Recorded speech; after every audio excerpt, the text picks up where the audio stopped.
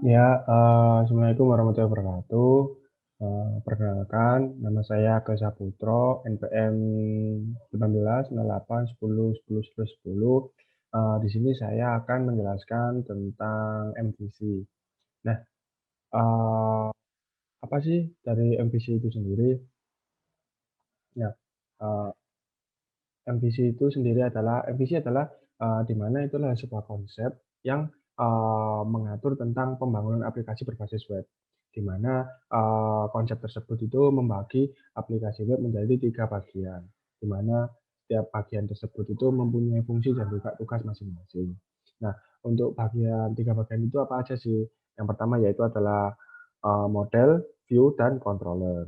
Nah, jadi, secara garis besar alurnya itu bisa dilihat pada gambar, di mana, dari user di situ akan, bisa mempunyai jalur ke controller, ke view, terus ke model ataupun ke DB, tuh.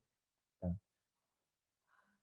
terus, 3 bagian MVC, ya tadi kan ada 3 bagian MVC di mana ada model, view, dan controller. Lah, untuk model sendiri itu, model di sini tuh bertugas untuk, mengatur, menyiapkan, memanipulasi, dan mengorganisasikan data dari database sesuai dengan instruksi dari controller.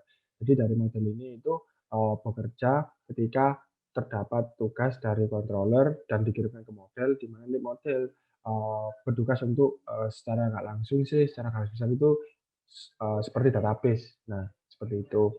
Terus yang kedua yaitu ada view, di mana view sendiri itu bertugas untuk menyajikan informasi yang mudah dimengerti kepada user sesuai dengan instruksi dari controller.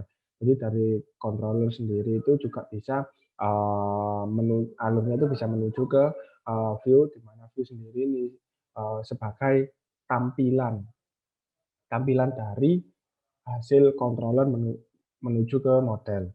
Terus yang ketiga yaitu controller sendiri. Nah, dari controller sendiri itu bertugas untuk mengatur apa yang harus dilakukan model dan view mana yang harus ditampilkan berdasarkan permintaan dari user. Namun terkadang permintaan dari user tidak selalu memerlukan aksi dari model. Misalnya seperti menampilkan halaman form untuk registrasi user. Jadi di sini controller ini sebagai jembatan di mana uh,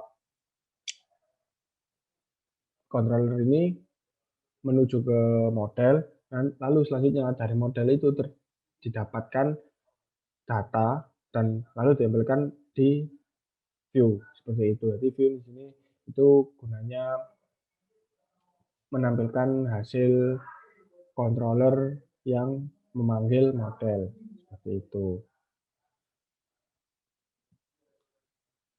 Lalu, selanjutnya ada konsep MVC pada kode igniter. Nah, jadi kan konsep secara garis besar MVC itu seperti itu. Cuman di sini kita akan membahas, konsep MVC pada kode igniter sendiri. Nah, yang pertama di sini itu, user akan menginputkan HTTP request, di mana HTTP request di sini itu file yang pertama dieksekusi adalah index.php. Nah, index.php lalu index.php itu akan meneruskan request kepada routers.php.